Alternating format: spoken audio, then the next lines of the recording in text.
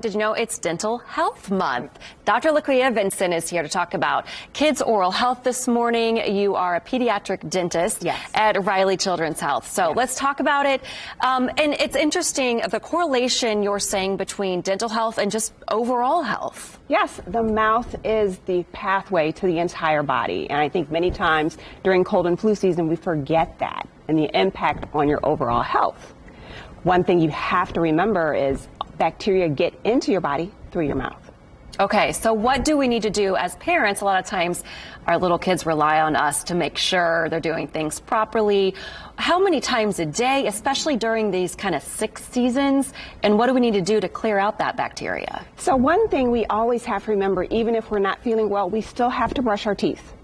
We have to possibly even consider changing our toothbrushes multiple times if we're having multiple instances of illness during cold and flu season. And so would that be changing the toothbrush out after every brush, or what are you looking at there? After at least every bout of illness. So if we are ill for a few days, then consider getting a new toothbrush. And then a couple weeks later, if you're ill again, you probably have to get another one again. Obviously, strep throat is one thing that's going around like crazy. So I would assume that is a very strong recommendation there. Absolutely. Any type of upper respiratory illness or a tonsillar illness, you want to get a new toothbrush. What about mouth washing? Mouthwashing is great because it actually helps to decrease the bacterial load that's in your mouth.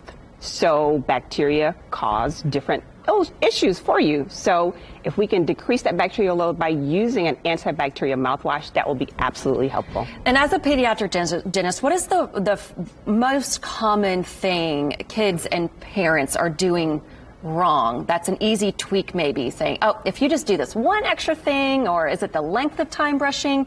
What can we do better? Number one, drink more water. There you go. That's a very, very easy thing that we can do, and especially when you're ill, you're not feeling like drinking, so consider drinking more water. Definitely continue to maintain your oral health habits when you're not feeling well. So brushing and flossing are still just as important when you're under the weather.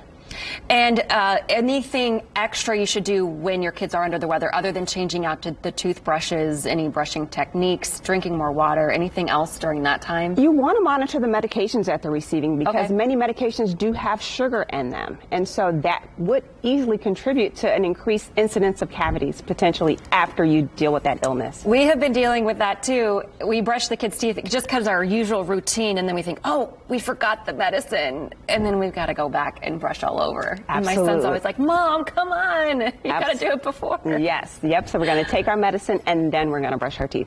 Anything else? You know, also just reading the labels. Reading the labels, and something as simple as a cough drop. Go for the sugar-free version of the cough drop if possible. All right, Dr. Laquia Vincent, thank you so much for coming in this morning. We appreciate it. Some great advice and reminders.